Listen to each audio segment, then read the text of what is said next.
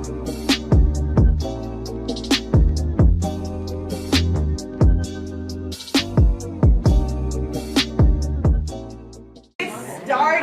How is everyone? Good, great. Did we all enjoy the opening ceremony in the fitness center? Yes. Okay, great.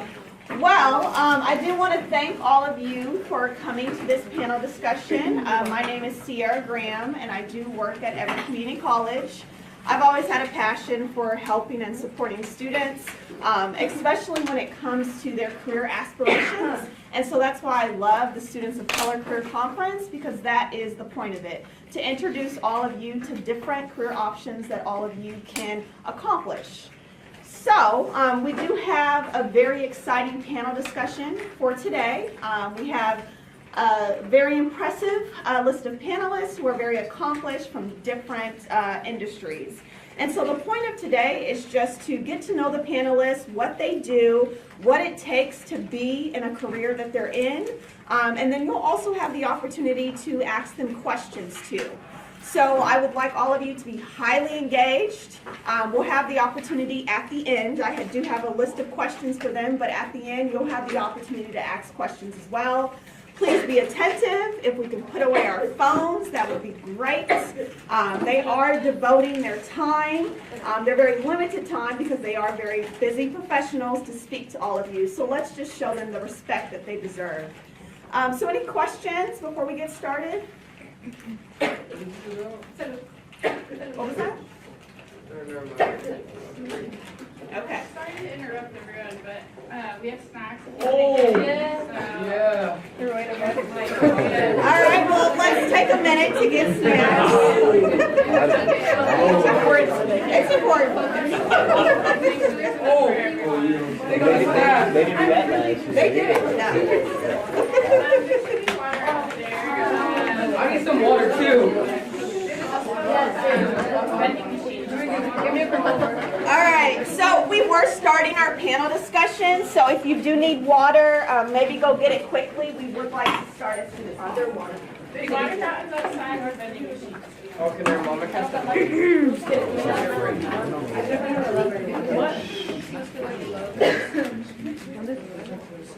It's okay, I can improvise. All right, so first we're going to start off with introductions of our panelists. So what we'll do is I'll have each panelist state their name, their job title, maybe just give a short description of what someone in your role does so the students in the room can understand, and then why you chose to be a panelist here at the Students of Color Career Conference. And then panelists, of course, we have 4 panelists, and I do want to ensure that all of you have ample talk time. So if you could just keep your responses succinct, 3 minutes I think is a good starting point. So Kellen, we'll start with you. Okay, I'm Kellen Coleman. I own Coleman Public Relations and Consulting Firm. I'm a publicist and a consultant. So in short, what do? I put things on radio, TV, magazines, whether it be in this country or other countries, because international is a big thing for us. And we put movies and, just whatever you can think of from YouTube. We represent different even influencers. And, it's a new job every day. You can't say what we do because it's new. We love to put things from Amazon to YouTube to Netflix. And that's what I do in short. I felt like she was looking at me when she said 3 minutes. So I was making sure mine was pretty short. That was under 3 minutes. That so was good. under, yeah. My name's Annette Marie Crespo Arbosa. I work for the Girl Scouts of Western Washington, but I work for the Diversity, Equity, and Inclusion Division. My work is to reach out to the community for underserved communities, to girls, and teach them about leadership, career goals, STEM, and engineering. So we are looking to have girls be empowered from kindergarten through high school, and then have their goals set early on for college and careers. I'm Adam Cornell. I'm the Snohomish County Prosecuting Attorney. So I'm a lawyer. I have been an attorney for about 17 years, and I was just elected by the people of Snohomish County as your Snohomish County Prosecuting Attorney. So I manage an office of about 110 attorneys and 100 support staff people. We do a lot of stuff. There's things that might be more interesting to you than others. We, as an office, make all the decisions to file charges against people who have committed felonies in Snohomish County. So serious crimes, sexual assaults, violent assaults, hate crimes. My office prosecutes those cases. How many of you have seen Law and Order? Right? So everybody's seen Law and Order. So the police who investigate the crimes and the district attorneys who prosecute the offenders, right? You all remember that from the opening? So that's what the prosecutor does.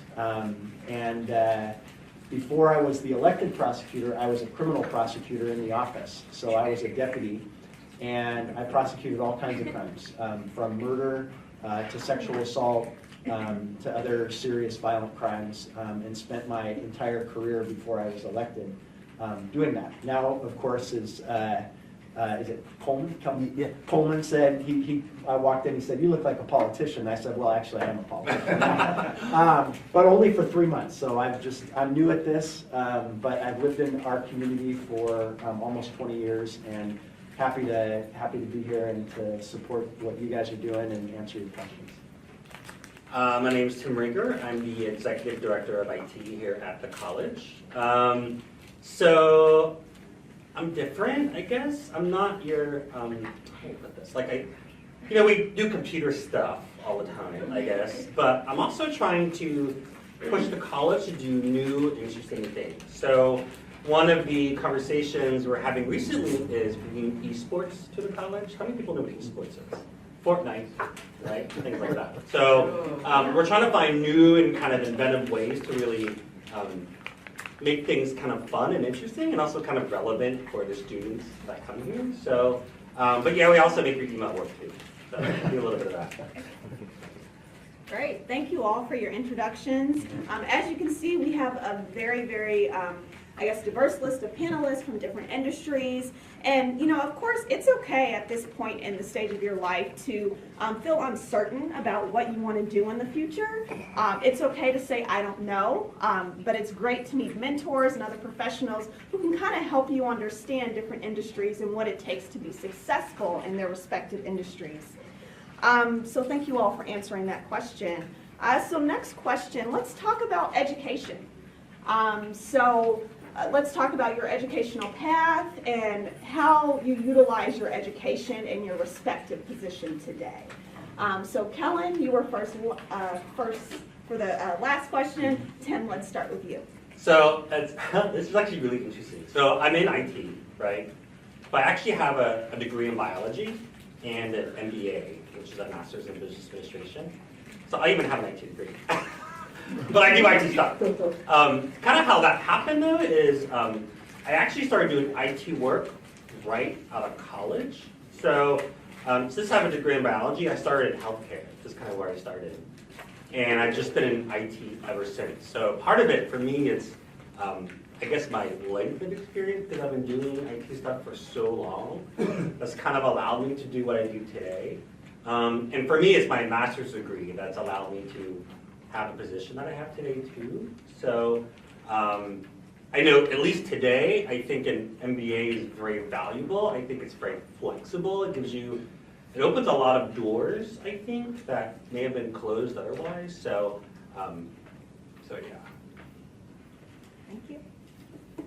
Am I next? Yes. So education is very important in my field. As I mentioned, before one can be the elected prosecuting attorney, you have to be a lawyer, an attorney. And so I have an undergraduate degree and then I have a law degree. So I went to law school and that was 3 years on top of my undergraduate degree. So I have 7 years of higher education. And to be a lawyer in the state of Washington, you gotta go to law school, but you also have to pass an exam called the bar exam, which is a 3-day-long test that if you pass it, then you're qualified to be a lawyer in the state of Washington. So for me, being an attorney is, education is absolutely critical in my field. So that's I think the short answer to your question. Thank you. My answer is going to be a little bit different. So my background I'm in my 4th career. I started as a professional classical ballet dancer in New York City. I traveled the world. I had an agent that would place me in jobs all over the world. And then eventually I decided that my body was getting older. I wanted to get to a more stable job environment. So I did go to community college and got my business management certificate. And then later on, through my bilingual skills, I speak fluent Spanish and English, kicked me on a career through a microbiology company, 3M. And so I ended up working international business for 10 years because they needed assistance for the LATAM market to translate all of their technical documents. So my career didn't really start in college, but it ended up there because after working with international import and export companies translating technical documents for microbiologists, I ended up losing that job and being unemployed after 10 years and having to go back to school and deciding what am I going to do with my life now. So the reason why I tell you this is you may not know where you're going, but little by little you end up hitting certain points in your life that just kind of, it's like a skip and a jump, and before you know it, you're somewhere else. I ended up going to Edmonds Community College and getting my certificate as a paralegal to work in immigration law. And that's before I even ended up with Girl Scouts of Western Washington, where I wanted to educate girls on diversity, equity, and inclusion. So there is no direct path. There's nothing wrong with not knowing where you're going, because you will get there and you can follow your passions, whether it's arts, dance, law, or diversity, equity, and inclusion. Okay. And my path is I always wanted to do what I was doing. I started writing songs like at 10. And none of them got published. Write a book, none of them got published. It cost too much to do at that time. And then, so when I got kicked out of my private school, that I didn't want to play football, so they kicked me out. And I went to college. I pretty much I found a magazine, I wrote for it, and I kept writing to the point where I was distributing magazines all across the country for different magazines. And so you're doing a little more than PR then, you're doing more than writing. When the magazine game died, I needed a job. PR was a natural thing because you know people. Then I became a consultant because after grad school, all the people who work with me, they said, Kellen, you don't do PR anymore. You're in people's business. You're like handling the brand deals. You're doing this, you're doing that. And I'm like, well, I do whatever I do. But grad school helped me kind of see the focus that, you know, you don't need a grad degree, you don't need a degree to do what I'm doing at all. You just need connection. But it shows me the bigger picture because I don't want to just do the publicist. I really want to own all of the projects. You know, I want to be the Barry Gordy, the Al Heyman, the guy behind the scenes, the Puff Daddy. I love Puff Daddy coming up. So I want to be that guy who's getting that money every day. And with, you know, I would tell all of you, start now. If you have a dream, you have a vision, do it now. Because there's kids who are making 6 figures and more going just off their dream. No one's going to believe in your dream. Don't believe it. My wife tells me I'm crazy all the time. Do what you do and do it now. Don't start because tomorrow's not promised. Yeah. That deserves a clap. No, that's not even my best material. Hold on. I got better stuff. But Well, you got some time. It's okay. All right. Thank you. So, you know, I think it's important for all of the students in the room to really understand what skills and attributes are, I guess, necessary for someone in your position to be successful, but also just to be hired. How do they get in the door? What skills and attributes do they need to possess? And let's kind of move beyond kind of the educational qualifications and let's talk more about the interpersonal skills, the soft skills, even some of the tech skills that they may need. So, Kellen, let's start with you. okay, the skills that you need to be nosy. I'm a walking billboard and I'm nosy. So the first time I ever booked an artist inside of a major club, I was like 17, 18. And we just were going by the club. I saw an open door and I went in it. And I said, this is Marty Bacardi. He wants to rock the club in San Francisco. Can he do it? So being nosy and not taking no for an answer, because no just means maybe later. Also, it's good to be a good writer, but I don't even consider myself a good writer anymore because other folks are doing that.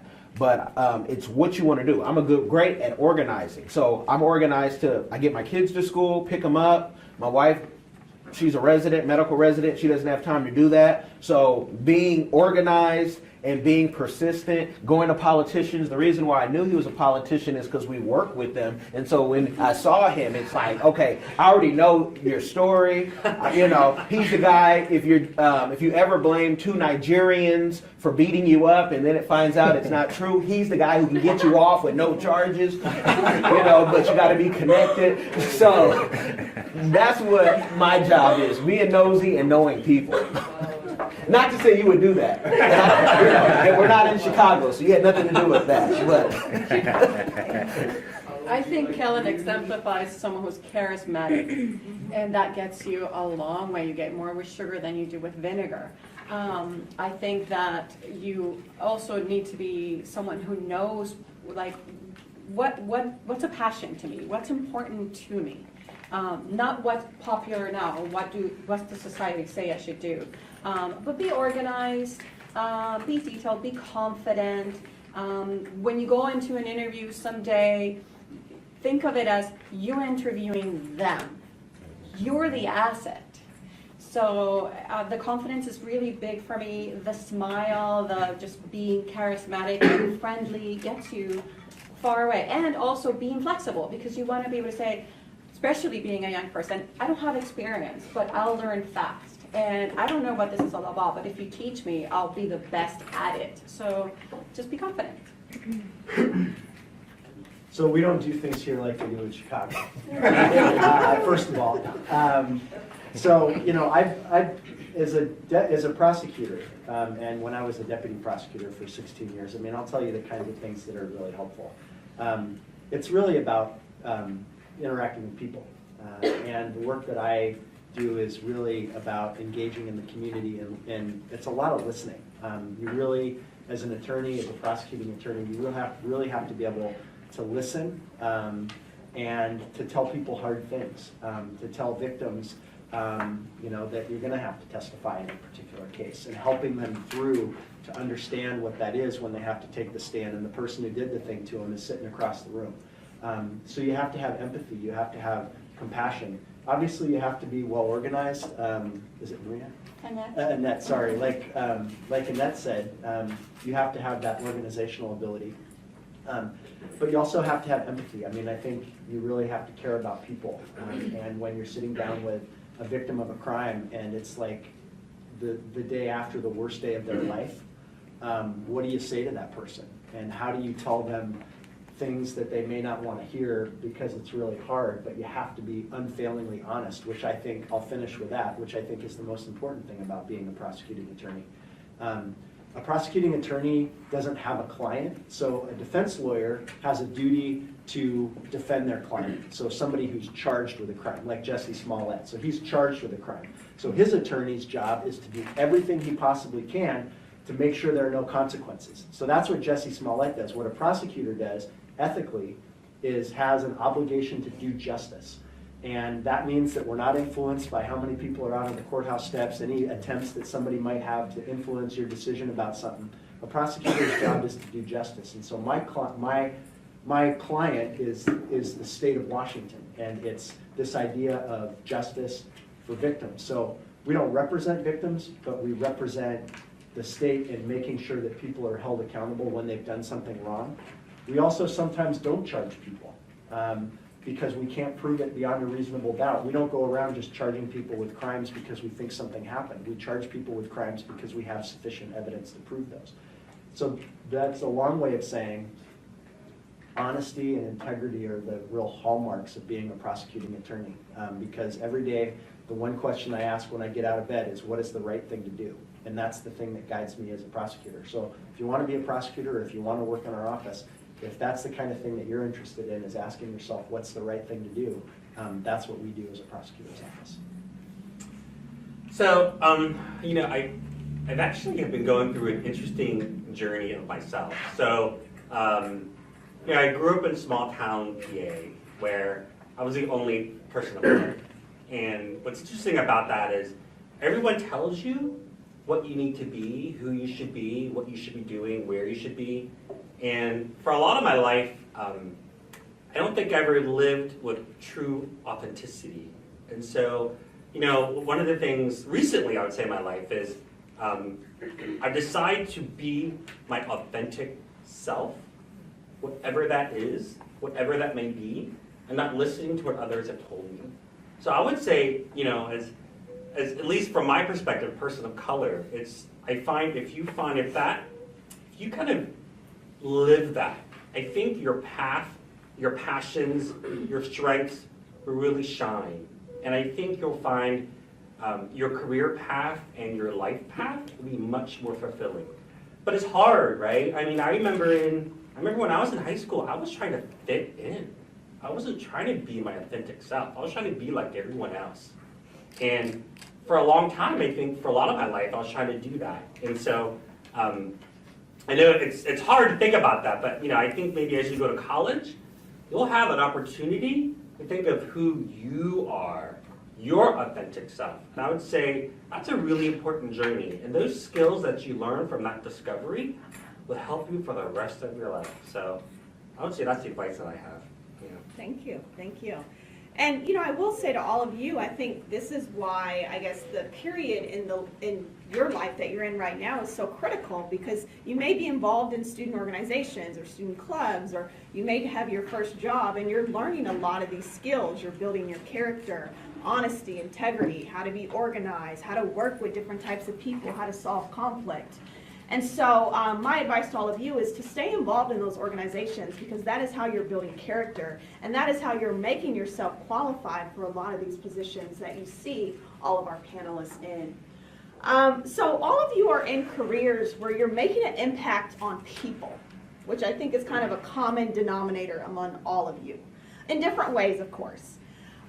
So let's kind of think back. I don't know if this was maybe a recent experience or a past experience for all of you, but what was that kind of defining moment in your career, in your current career, where you knew that you were making an impact on someone's life? Let's mix it up a little bit. Annette, let's start with you. Of course, I'm still thinking about the answer. And you can pass the baton if you want. I'm going to pass it over. Boy, I mean, I've only recently been the prosecuting attorney, so it's hard for me to talk about that. But like I said, for 17 years, I was a deputy prosecuting attorney, so I was a trial lawyer. And I think that when I really knew I was making an impact was when I was in our special assault unit. And I spent 4 years prosecuting people who were committed sex crimes against kids. And I had a really hard trial that was 3 weeks long with a young woman who had grown up in foster care and was currently living in a group home when I prosecuted the case. And her mom's boyfriend had done some really bad things to her. And it was a really hard case. And I won't go into the details. But I worked with this young woman, and I believed her. I believed there was enough proof to convict the person who did this to this young woman. And the skills that I was telling you guys about, the empathy and the compassion and all that, I was able to use that in the prosecution of this case. And I wasn't going to mention this, but I grew up in foster care. So I was a foster kid for a long time, and didn't have folks. So I really empathized with this young woman, and I could tell the struggles that she was having. And that experience, having grown up in foster care myself, helped me to empathize and it helped me to convince a jury to convict this man who will probably never get out of prison because he hurt this girl. And that was the day when the jury came back after 2 days and they convicted him. That was a big deal, and I felt like I had protected that child, and by having him be accountable, I protected him. I protected other people who might come to in contact with him in the future, and that was like a big day for me. Probably the most important thing I've ever done in my career, and it very well might be the most important thing I'll ever do.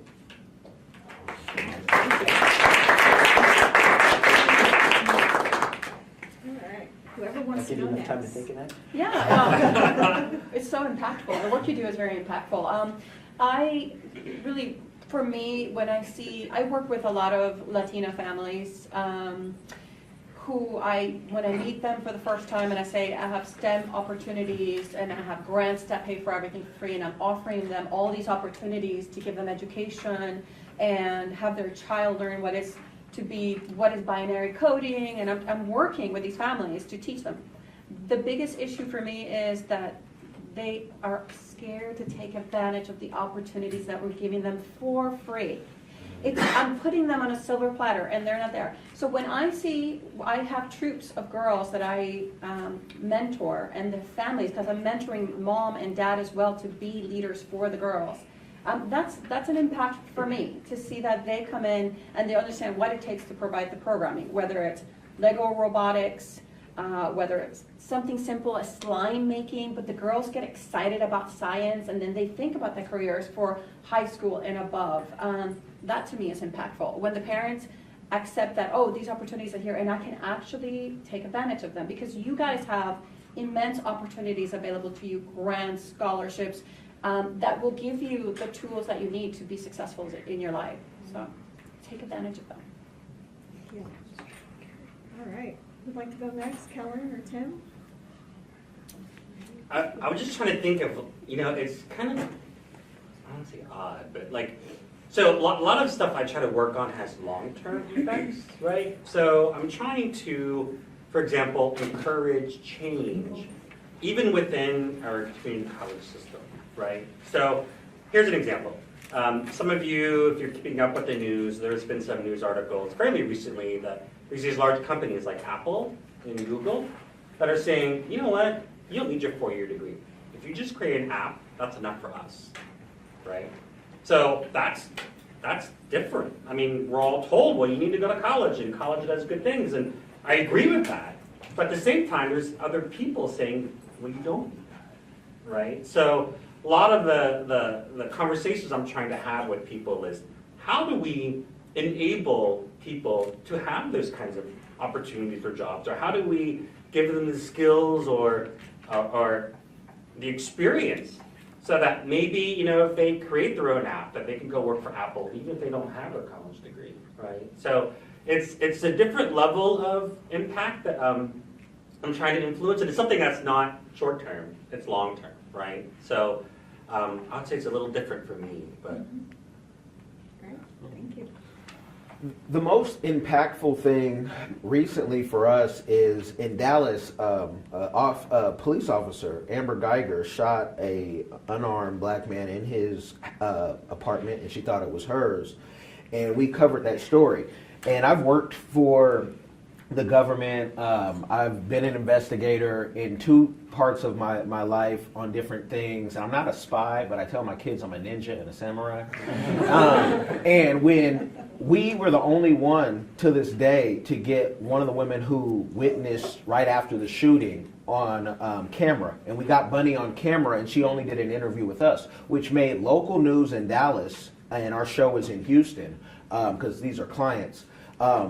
And ABC finally picked up our show right after it aired in Dallas. So we got like $200,000 worth of press, says my Cision software. That's a software program that tells you this press is worth that much. And I'm thinking, this man is dead. Amber Geiger is on a trial for her life, and we're the only one who has the eyewitness account of right after it happened. And that made an impact. It also brings death threats to my client and myself, but that's part of the game. They were there before then because one of my clients is the biggest black news network out there on YouTube.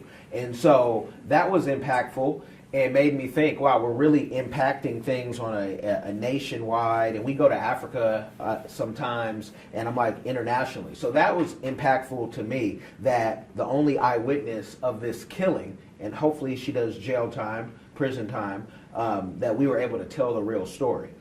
So that was the most recent. Sure. Thank you all for your stories. So let's talk a little bit about influence in terms of how people in your life have influenced you and helped and supported you in your career. So how many of you know what a mentor is? All right, there's a lot of people. Who wants to give a definition of what a mentor is? And there is no right or wrong answer. Go ahead. like someone you look up to and shows you the right way in life. Absolutely, absolutely. Someone who kind of gives you direction or advice. Any other answers? Go ahead. Someone who motivates you or gives you lessons or tells you, I guess, advice. Yeah. So kind of your personal motivator. All right. Anyone else? Okay. So who are some of the mentors in your life? Go ahead. My cousin. Your counselor? My cousin. Oh, your cousin. Okay. Good. Families are great mentors. They know us the best. Go ahead. My dad. Your dad. Absolutely. My older brother. Older brother. Okay. Anyone else? Okay. How about someone on this room? On this side of the room? Counselor? Okay, all right. So as you can see, I mean, people have very, definitions of what a mentor is, and mentors can be family members, a cousin or a brother, or they can be your counselor too. So it's important to think about who in your life is supporting you, because these people are going to be very critical and instrumental to your career and your success. So let's hear from the panelists. Who has influenced you in your life, and who has helped you get to where you are now? Maybe Adam, let's start with you. So I mentioned last time I grew up in foster care and I moved around a lot, but I lived with a woman for 3 years. It was the longest placement I had as a kid. She was 65 when I moved in with her. I was 8. She had over 500 foster kids in her life. I mean, she was an angel. Her name was Stella May. She's since passed, but she was my first mentor, and she's still the most important person in my life to get me where I am today, because she's the first person who believed that I could achieve whatever I wanted to do. And she, would be smiling down on me right now, knowing that, 39 years later, 38 years later, that, I'd be here talking to you guys. So Stella May was an angel, and she believed in me, but she also didn't I made a lot of excuses for myself, and she let me get out of my shell. She held me accountable. She didn't let see myself as a victim, because I was a foster kid and I had all this bad stuff that was happening to me. She's like, you can do whatever you want. And she taught me a lot of lessons in that 3 years that I lived with her, and so it would be Stella May Carmichael. The professional mentors are important too. But where you guys are, really embrace those people that love you and care about you and want to help you, but not just the people who want to tell you what you want to hear. Because sometimes for me, with Stella, I needed a little bit of tough love, and she really helped me to kind of shape up. I had a lot of issues as a kid, and so I was super grateful for that. So it's interesting because I actually remember exactly how my path changed. So I was in undergrad, I was going to college, getting a biology degree. I was supposed to go to med school. I was prepping for my MCATs. MCATs are the tests you have to take to get into med school. I was doing part-time work in a research lab too. So I was trying to just immerse myself, and I was basically told this is what you need to do. So this is what I was doing. I wasn't doing what I wanted to do because I wasn't really sure what I wanted to do. But I figured, well, since I don't know, if someone else is going to tell me, I'm going to do that, right? I remember literally, so I'm working at this biology lab, and I think at the time I was updating the web page for my professor, with classes, stuff like that. I remember she came over and she sat down next to me and she said, "Why are you here?" I'm like, "Well, I'm supposed to work today, it's Tuesday." She's like, No. She's like, "Why are you here? Why are you doing this?" And I'm like, "I don't understand." She's like, "You don't want to go to med school. You don't want to get your biology degree." She's like, "Why are you doing it?" And, I really didn't know how to answer her because it's what I've always told I had to do. And she's like, "You know what, I think what you want to do," she called it this. She's like, "You want to be a computer jock." That's how she said it, right? She's like, "I think you like computers, and I think this is what you want to do. I think you should do that." And I remember well, first I panicked because I was a junior already and I have 1 year left. I'm like, well, I can't change my major now. I'm like, I'm almost done. What do I do? She's like, "There's ways. You just need to find them." So I did. That was the thing. She literally changed the course of my life. Like I was ready to go to med school. That's not really what I did. I was ready to do it. Like I was prepping, right? And I didn't. I graduated. I got my degree in biology, of course, like I said before, but I ended up as like a systems analyst at a hospital.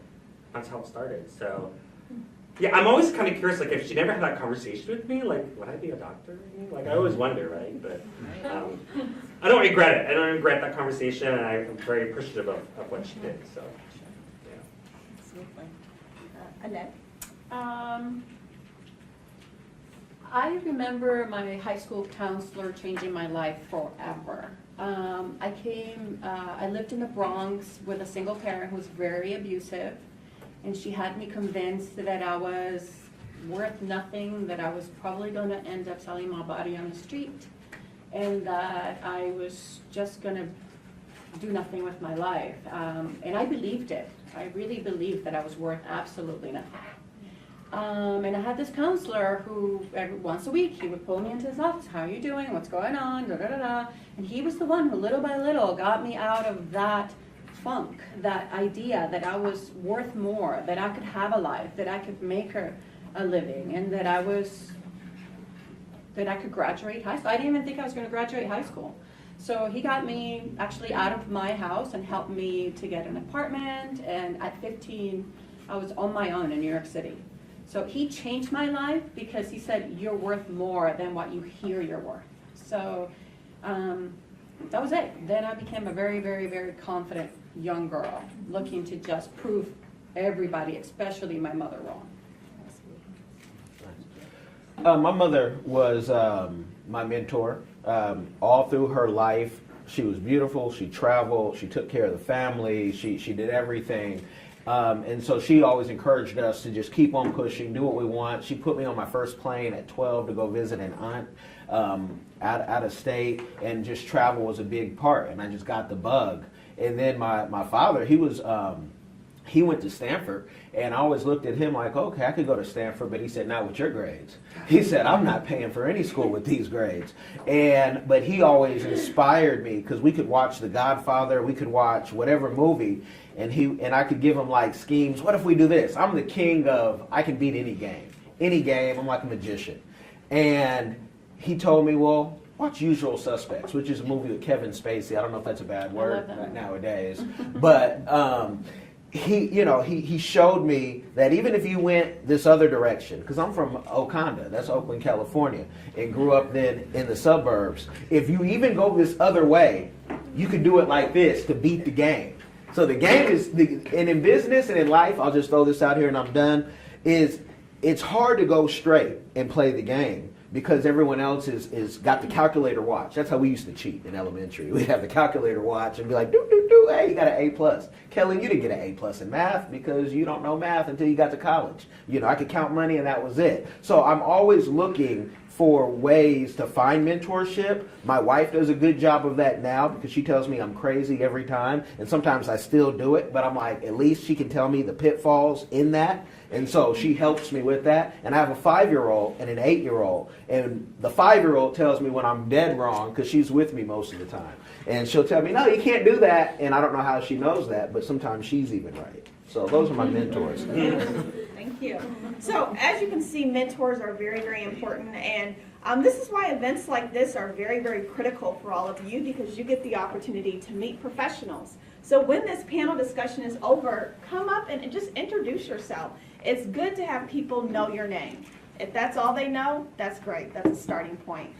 So don't be afraid to just really put yourself out there and get to know people. As you can see, mentors, they serve different purposes. Having people like your family, your mother, or your father or a grandparent, they can provide that emotional support. But professional mentors like counselors and supervisors are also great too, because they can provide that more professional advice. If you want to know how to advance in a career, what education is needed to move yourself to the next level, those are all really important. So, Annette, I think you brought up a really good point, and that was stereotypes. I think especially for females of color, we often deal with stereotypes in the workplace. I've been in meetings before and I've spoken out, and that has been read as angry to hostile. And so I think that is something that we deal with. And so let's talk about stereotypes. All of you kind of represent different diverse identities across race, social class, place of origin, etc. So I think it's important that we really talk about how these identities kind of create challenges for us in the workplace.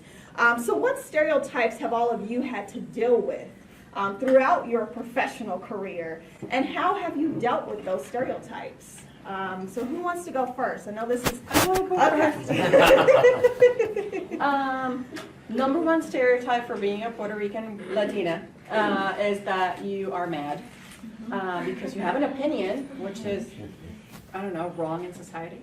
That's crazy. Second is being direct and honest.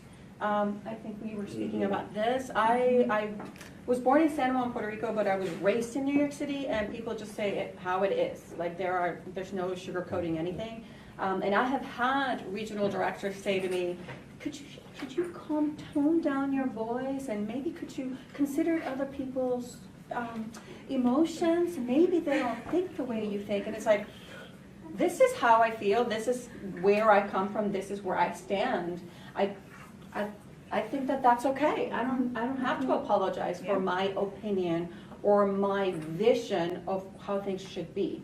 You can be respectful, but that does not mean that you have to change your identity.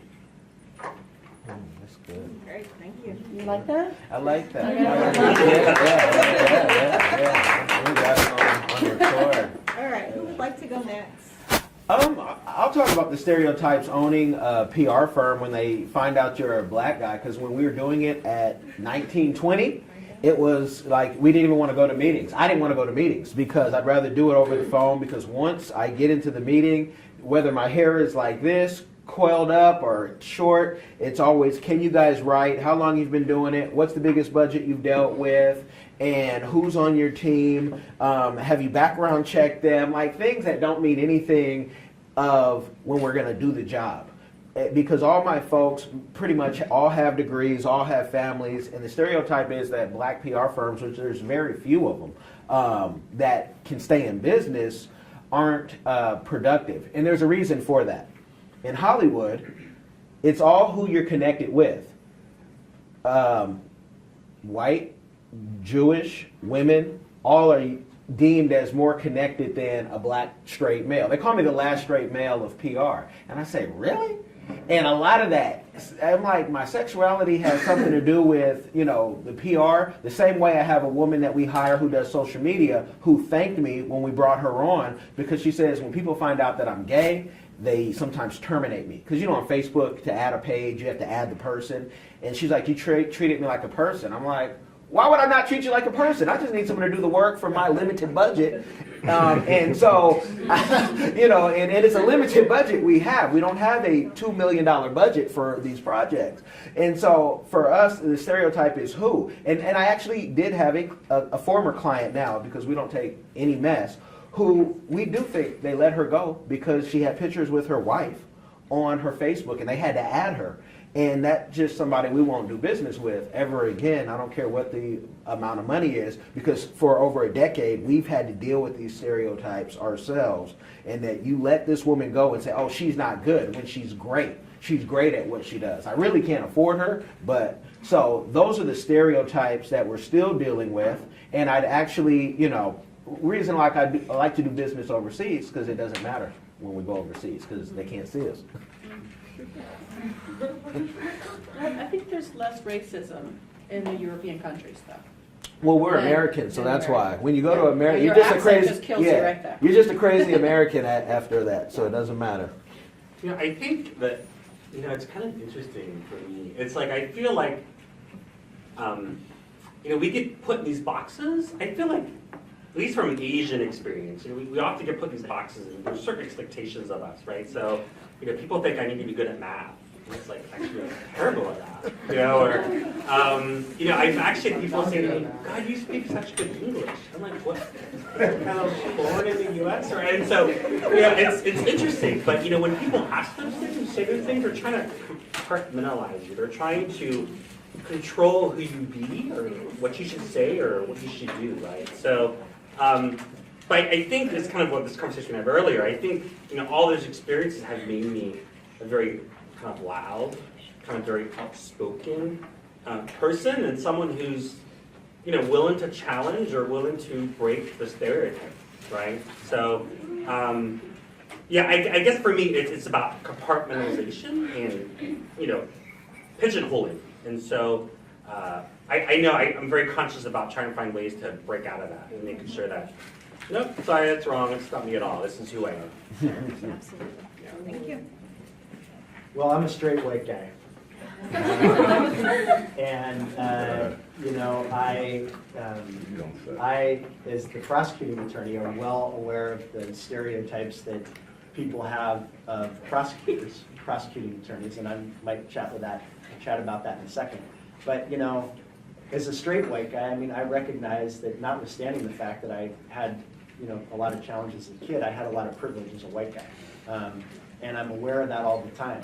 And one of the reasons that I wanted to become the elected prosecutor is to try to have an office that's sort of, well, we're thinking about that more. In my job as a politician, I come in contact with people all the time. And what I've committed myself to do is I'm never going to disabuse people of the stereotypes that they have of me. I have looked at it more like I want to be listening more. And as the prosecutor, I've never listened more in the last 3 months. And I think that that's important. And it's not going to make people get rid of their stereotypes that they have of me or prosecutors in the criminal justice system. But we got to be, there is a perception of police and prosecutors, so talk about that stereotype, that, we're out to denigrate and we're out to undermine people in communities of color. And that's not true. And I have lived my life in a way to try to make sure that people are included and have justice, regardless of what they look like. Now, I recognize that there is implicit bias, that we all have our own biases, and we can't shy away from that. So what I've committed to as the prosecutor is just to try to be aware of that and recognize the privilege that I have in our community, and to try to have an office, and this is why we're doing this for the first time in my office, is to let you guys see that there are other people from my office who are people of color who are here, but that to try to move the needle a little bit so that we have strength through the diversity in our office. And so that's not much of an answer, but that's what I have to say about it. Yeah, it's your answer. Yeah. That's all that matters. All right, well, thank you all for your stories. So I just have a few more questions, and then we'll move on to audience participation. So I hope all of you have questions to direct to all of the panelists. So the next question that I have is about job interviews. So there may be some people in the room that have had their first job interview or second job interview. And of course, interviews can be scary, they can be frightening, you can go in really not knowing, how to answer certain questions.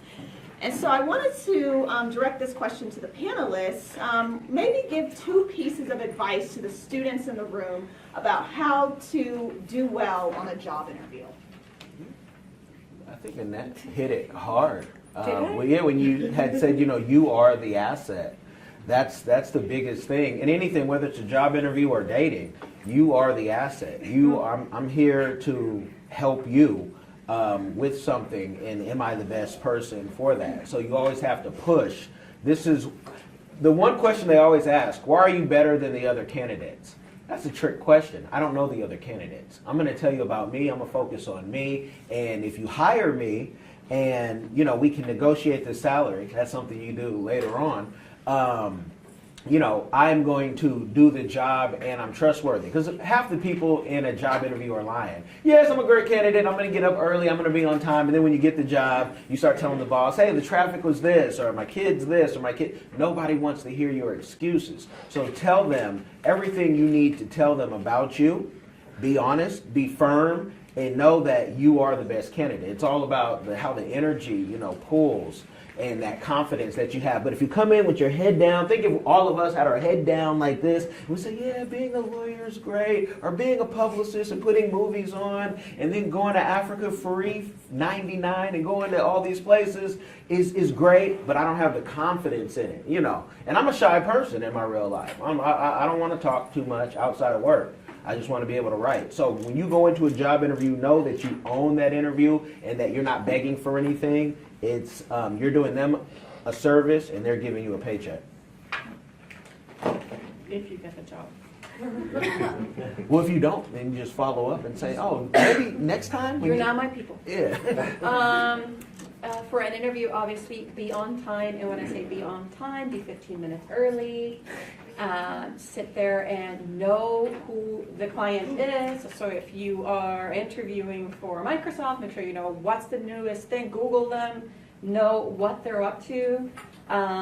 Make sure you understand what your job responsibilities are before you go into the job. So if you're ready when they ask you questions. And then look your best. Clean cut. You don't have to change who you are, but look your best. Just like you said, you're going to meet a nice new person that you're interested in, and you want to look your best. You should do the same thing for an interview, and always smile. I mean, you want to put your best foot forward. Thank you. Just some very basic things I'd say. Sit up straight. I've actually had people come in to interview for deputy prosecuting attorney jobs who are like kind of slouching and they're just sort of like this. In my line of work, it may be different for Kellen or somebody else, but if you're going into a professional job or whether you're going to work at, you know, you want to go work in fast food or you want to do something else, just sit up straight and smile. And really try to listen to the questions that you're asked. It's easy to get nervous. It's like really hard to get nervous. I say take a deep breath before you go in there. But if you remember one thing about interviewing, just like and that said, be on time, but sit up straight. Don't slouch. Mm-hmm. Yeah, I agree with everything that everyone else is saying. I think the only thing I would add is, it's kind of what I was saying before. It's like, be your authentic self, right? Don't be afraid to be who you are. Be honest about everything. If you don't know something, just say, you know, I'm sorry, I really don't know. And I would say, don't forget that it's a two-way street. They're interviewing you, but don't be afraid to interview them, right? So sometimes we just take it one way, but it's really two ways. Don't forget about that. You have that power to interview them, and that's a really important thing to remember. Great, thank you. All great advice that was given. I cannot reiterate how important nonverbal communication is. You can tell so much about a candidate when they're slouched over, when they're not utilizing eye contact, when they're fidgeting. It really shows that they're not invested and they're not interested in the position. So that's something to be very aware of. It's always good to practice, do mock interviews with high school counselors and each other, use each other as a resource. Be confident, know who you are, sell yourself, know your skills, what you can bring to the company. Make sure you do your research. I think the worst thing that any job applicant can do is go to an interview and not be informed, not know anything about the company or the position. And then at the end of every interview, you have the opportunity to ask questions to the employer. So make sure you have about 3 to 4 questions that really show that you're invested in the company. Something like, what does the training look like for a new employee? What does success look like for someone in this position? Those are all great questions to answer. This is my last question. I know you're getting tired of me talking. So the last question is, what piece of advice can you give all of the students in the room? So whoever wants to start with that. I would say just be persistent. You're going to fail a lot when you start out in your careers. You're going to get a lot of no's. You're going to get a lot of people that aren't necessarily, that may not believe in you. But you just got to keep going. I failed a ton of times when I started out in my career, and I made a lot of mistakes. So don't beat yourselves up too bad, but learn from your mistakes. Learn from your mistakes and be persistent. And make sure you have a mentor. Those mentors are absolutely critical. I mean, you've heard each one of us talk about somebody in our lives who really made a difference. So try to make sure that you have a mentor. It can be a family member or somebody else, but those are super important. And just don't give up and be good to yourselves. Don't beat yourself up if you get rejection. It happens to everybody. A lot of my success has come from making a lot of mistakes in my life. So don't be afraid of that. Yeah, I mean, I agree with that. It's, when you start getting rejection, people aren't hiring you, and you apply for all these things, and you start thinking bad about yourself, right? And you have to remind yourself that, you know what? No, I got skills, yeah. I mean, I know what I'm doing. I'm smart, right? And so you got to keep reminding yourself, and you got to make sure you bring that to the interview because people see that and people sense that. So I know for me, like I had a really hard time when I was working for a startup. This was a long time ago. That wasn't starting up so well. So they shut down, and I didn't have a job. I didn't have a job for a good 6 months. I went on interview after interview after interview, and it just was a time of, the recession was happening, no one was really hiring, and it was really hard. And at those times, you want to beat yourself up. What am I doing wrong? What's wrong with me? And it's really not about you because you have the skill, you have the ability, you have the knowledge. And so I think in those times, you got to just believe in yourself, and it will happen. But it's all about persistence. I think it's good to be flexible and to get exposed to different lifestyles or careers, or you might start in a call center, but you learn a skill there that you can take to the next place. So you have to have like the flexibility to know that this is not where I want to be, but this is where I'm going to start, and this is going to get me the skills to interview for that next level, and then from there I'll meet someone and do a little bit of networking to get to the next level while you're going to school. So it's a parallel path. You're learning skills in school and working. So be flexible and know that something better will come along the way if you don't like where you are now. One thing we talk about is learning how to fail. And if you can learn, and it's not that you want to fail, but life has its ups and downs for whoever you are. And so if you can learn how to get back up and learn how to keep pushing, because again, nobody will believe in your dream. I tell everyone, if I waited for someone to give me the okay to do anything that I'm doing, I would have never did anything. Because I have a team of people now, is because we failed. I've made every mistake. I wasn't a good student until I got to college because I personally thought high school was just for football and boxing. That's all we're going to do. And so if you can learn how to fail, you learn how to get back up and just have that confidence that I'm going to do this. And I don't need a cosign by Cardi B or 21 Savage, but I'm going to keep pushing. And then when you win, it's always in those things you never would have saw it coming. You probably might not even wanted to do it, but you won because you did what other people would not do. And there's so many jokes for that. I don't know if they're appropriate for high school students. So I'm going to tame my tongue for that. But, you catch me in a different environment. They go, it's just, you got to keep pushing, And Will Smith has a good thing on that on YouTube. Check out Will Smith Motivation. And he talks about how when everyone else is sleeping, he's working. And then I'll stop it there. All right, thank you. So let's give all of our panelists a hand.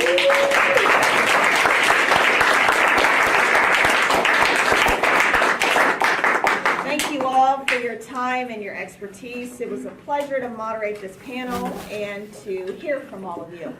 So this is your opportunity, students, to ask questions to the panelists. No question is a dumb question.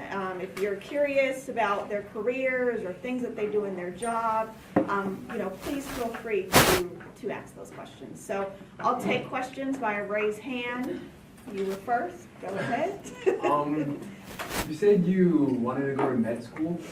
What did you want to, if you went to, what did you want to do in the medical industry?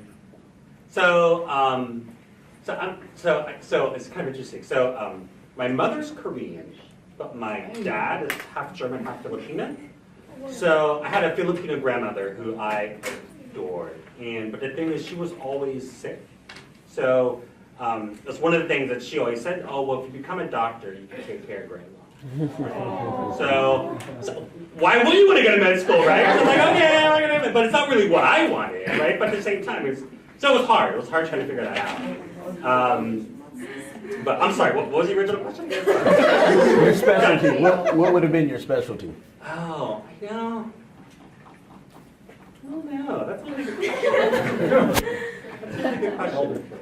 Yeah, I mean, so like my grandmother, I mean, you know, she had all kinds of, she had cancer, she had diabetes, she often had seizures, so probably like in that case it'd be more like internal medicine, right, dealing with those kinds of things. I feel like if you are going to do medicine, internal medicine is very flexible. You could be like a primary care physician, or you can do a lot more kind of specialty things like rheumatology or something like that. So I would say, you know, that's probably where I would end it up. It's not surgery or anything like that. I don't like blood that much. So. Yikes. Well, I thought it was interesting that one of your IT jobs was at a hospital, you said, Yeah. right? So there's a little bit of intersection there. Yeah, I was assistant analyst for a medical records company, so like where they take notes and stuff. So Okay. we did a lot of kind of deployment work related to that. So yeah, it was interesting. Go ahead. Okay, so I've always watched Criminal Minds, and like FBI agents, like they go through a lot of scary stuff, and they like a lot of their cases are really scary. Do you ever go through cases that will like make you regret what you chose to do? If you're, like, Have I ever had any cases that made me regret like what I? it just scare you and give you nightmares that Well, one of the things that I talk about as the leader of my office now is making sure that people are taking care of themselves, because particularly, you know, I don't know, you guys may not remember, 3 years ago there was a mass shooting in Mukilteo at a house party, Kamiak High School. So I was on call that night and responded to the scene after that shooting. Before anybody else, I mean, the cops had been there, and so I was there and I saw all that. And that affected me profoundly. And there are other attorneys who show up at homicide scenes. That's part of what we do. And we have to see things and hear things that are really difficult. So none of that has ever made me regret the job, because it's part of the job. But what I tell my attorneys now that I'm the leader of the office is that you have to take care of yourself. In any profession, you can get burned out. I mean, it's about burnout, and depending on the work that you do. I mean, we have an artist that is going sideways with you, and it just, you know, it's hard. You know, you use an example, but for me, the work that we do it's really hard when you have to, like, see dead people. Yeah. I mean, to build on that, not every job is what you expect it to be. I worked in an immigration attorney's office, and after being there for a year, I'll be honest with you, it was heart-wrenching. You really have to first take the chance to try something new, and then experience it and decide, can I live with seeing the victims of what I'm trying to work in? So you'll only see that when you're there. But if not everything is pretty, you know, I mean, you could be an office manager and you might have to deal with personalities that are just very difficult, so. Does anyone else want to add to that?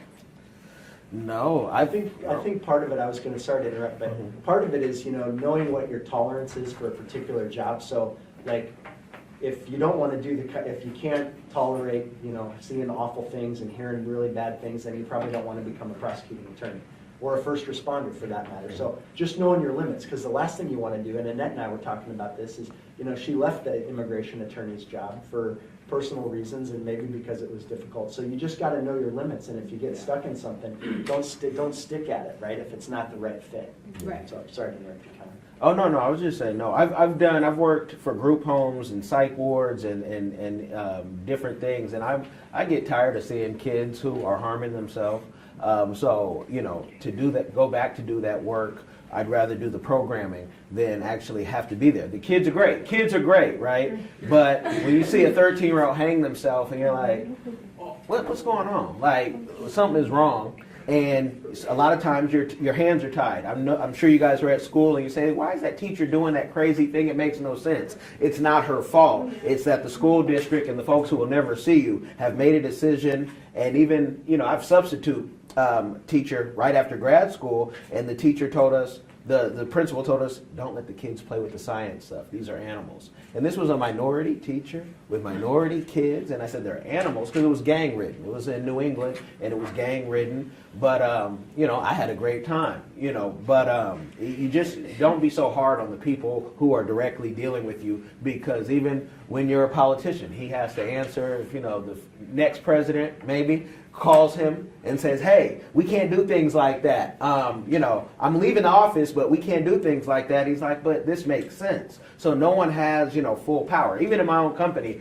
I don't have full power because I let the people who work with me make a lot of decisions because they're going to be doing the work. And I'm going to be talking to people like you or doing something else, trying to make sure they have work. So just keep that in mind that, I'll shut up. Yeah, be flexible. All right, thank you. Any other questions? I know you had one.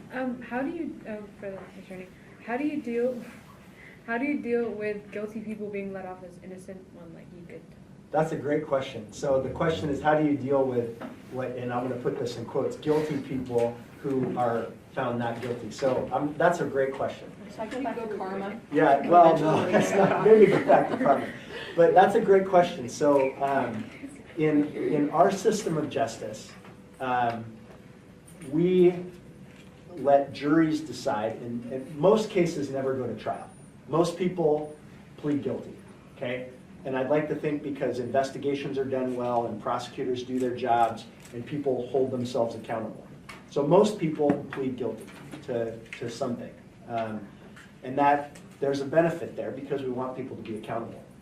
But in our system of justice, every single person who's charged with a crime, you know the answer to this, is presumed what? Innocent. Innocent until proven guilty. So every single time somebody's charged with a crime, they have a right to make me, the prosecutor, or my office, prove that case beyond a reasonable doubt, which is the highest standard in our criminal justice system. So just because I charge somebody with a crime doesn't necessarily mean they're going to be found guilty if they want to go to trial. If they want to go to trial, we have to prove it. And I had cases, plenty of cases in my career, where I believed that the person was guilty, but the jury acquitted or found the person not guilty. And that's exactly the system that we should have, because we entrust our juries with those decisions. We don't let prosecutors decide guilt or innocence for a reason. We let an independent jury make those decisions. But just because somebody is found not guilty doesn't mean they didn't do it. One of the things that I had to do when I was a criminal prosecutor was there were times when I had a victim of a crime where I knew the person did it, but I couldn't charge that person with a crime because I didn't think that there were enough facts to support the proof beyond a reasonable doubt. So I had to sit down with the victim and say, I know this happened to you, but I can't charge this person with a crime because I don't think a jury's going to convict you. So I don't take those losses personally because it's not up to me when they go to trial. It's up to a jury. And we have to trust that our juries do that. And there are going to be people who are going to be acquitted who actually committed a crime. And that's just a consequence of the system. We have the best criminal justice system in the world. And I think that that's one of the reasons. So it's hard, but we have to let juries make those decisions. Great, thank you. All right, any other questions? Go ahead. Do you know who Judge Gelson is? Yeah, in fact, Judge Gelson's the Bothell Municipal Court judge. Judge Gelson and I actually started in the prosecutor's office at the same time 17 years ago. So she became a judge and is a dear friend of mine. So yeah, I know Judge Gelson very well. You guys are are you in her youth court or? I took this class for my school called Intro to Law. Okay. I get to the courthouse. I just want to be here. Yep, yeah, Judge Gelson's, she's a wonderful judge. I think intro to law should be given in high school. Go ahead. So when you said you changed your career a couple of times, was that how was that? Was that scary to do, or was it just kind of like? You know what, if I tell you a list of all my careers, you would be astounded because I'm also an entrepreneur. I have my own business. But I was even a real estate agent at one point, and decided that I didn't want to make six figures because I wanted to spend time with family. So no, it wasn't scary at all. And you shouldn't be scared of change. And you shouldn't be scared when a door closes because a window will open. If you're a go-getter, there is no opportunity that's not available to you. So I didn't find any of my career changes to be scary at all. But there is always a transitional period. So yes. Anyone else going to talk about career changes? Because that's very common. Yeah. They say the average person maybe changes their college major like 5 or 6 times. So. Change. I mean, it's a job. You're not Yeah. married to it, you know. You were looking for one when you found that one, is what they say. Yeah. And so, yeah, change careers because, like you said, it builds you up for the next thing and you become an expert. I have put things together because of my background in investigations. I know how to snoop on people. I know what's legal and what's not legal. I know I'd rather do it in New York than, you know, where you can tap somebody without them knowing. But, you know, and follow people. And so when I have artists and we go out, you know, I know what I'm looking for, like, you know. So, yeah, change careers. It's just a job at the end of the day. And I look at every project. I love some of the projects, but I can't be so attached to it that if it fails or if something happens, I'm going to start crying and get depressed, because that's how you see a lot of people, like, you know, just trying to pick themselves back up. Like, it's just a job. I could go back to, you know, tap dancing in New Orleans on the street and be happy. I just feel like, oh, sorry. I was going to say, almost, I feel like you're going to change careers as you figure out what you're passionate about, right? And I think that's the thing. It takes time to figure out what your passion is. And so, but I think once you follow your passion and learn about yourself, about those things, they'll all just sort of make sense as you go through it. I mean, it's hard to describe or hard to explain, but I mean, that's what I found for myself is following your passion and everything just kind of makes sense at that point. So like, yeah, really, finding what makes you happy, and that's what you got to do.